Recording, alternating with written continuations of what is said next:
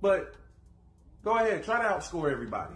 And you and your cradle cap will be sent home again in the playoffs. And for that girl backstage, make it perfectly clear. Never mind who you thought I was. I'm Rick James, bitch.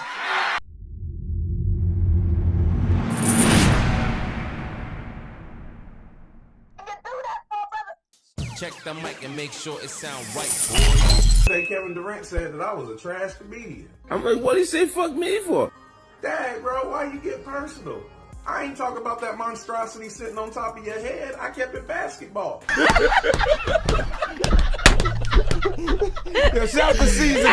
You said that offense wins championships instead of defense winning championships, and I disagreed. I said it's probably the thinking that you have is why you haven't got close to competing for a title since leaving Golden State.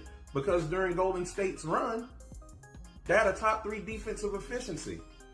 That's a fact. Since defense isn't as important, explain this to me, Eddie Kane Jr. In the modern era of basketball, the Hall of Famers with the most titles, Kareem, Jordan, Pippen, Rodman, Kobe, Tim Duncan. They have at minimum 8 all-defensive selections. Not a bunch of scoring titles between all of them. All have a significant amount of all-defense selections. You know what Kevin Durant has never had? I know you're thinking waves, and you're right.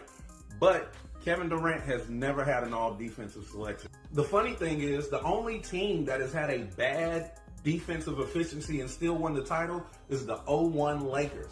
And they had Kobe and Shaq.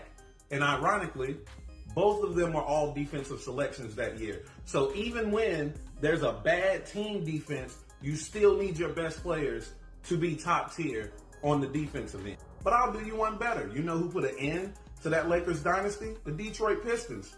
Our only Hall of Famer on the team is Ben Wallace, who averaged a whopping 6 points a game through his career. Defense. But I wouldn't expect you to know anything about defense, Kevin Durant, because playing defense takes heart. And after you joined the Golden State Warriors, after losing a 3-1 lead to them, we all knew you didn't have heart. Instead of wanting to run it back, you went ahead and joined the team that knocked you out of the playoffs. But my question is, why would you join them if scoring is what wins championships? Because you were the leading scorer in the league the year before that, and Russ, your teammate, won the scoring title the year after. You, the 2 best scoring dudes in the entire league was on the same team. Why would you leave? And even though you were supposed to be the best scorer in the league, you were up 3-1. And what did you do in Game 5? You went 12 of 31 from the field. What did you do in Game 6? You went 10 of 31 from the field. So either the Warriors locked y'all up defensively to get past you, which would make defense more important, or you're a choke artist. Which one is it? Which one is it? And then you have the nerve to name yourself Easy Money Sniper. You know what a sniper is? A killer. You know what a sniper is? Accurate. Those are 2 things you are not whenever a team is dependent on you to carry them to victory. You miss everything. That's why it makes sense that you went over to Golden State. They had already shown that they were killers and that they were winners. See, you only look like a killer whenever other killers are already in the room with you. You're like, not a sniper, you're the dude with the pea shooter.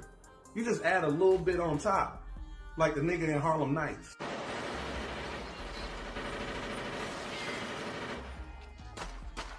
See, in the game of basketball, when a team's best player gets hurt, the team suffers tremendously. When you got hurt in the playoffs when you was with Golden State, they still won the Western Conference Finals. They still went on to the finals. And if Klay Thompson didn't get hurt, they probably would have won without you, which is what Draymond told you to your face when y'all were arguing, that they were winning before you and they'll win after you. And you left Golden State after that.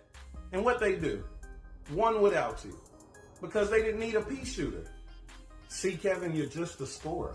And not only are you a scorer, you're a scorer who doesn't score whenever your team needs you to score the most.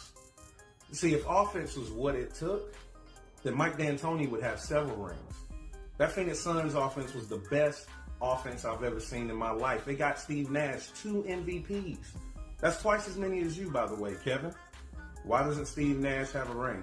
He doesn't even have a finals appearance. But you believe that offense is the way to go. So when you left Golden State, you went over to the Nets and you had them hire Steve Nash as your coach. You're the best scorer. He was on the best offensive scoring team of all time. All this offense, you added, you know what I mean, James Harden, and you added Kyrie Irving. So much offense. Why you get swept in the first round of the playoffs to the defensive-minded Celtics? Mr. Offense, explain it to me. Explain it to me. The only thing in that series that was more abysmal than the aerial view of your scout was your shooting percentage in that series.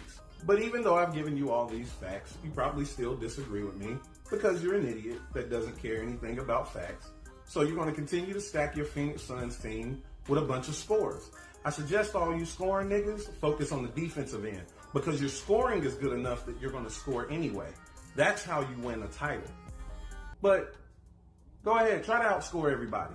And you and your cradle cap will be sent home again in the playoffs.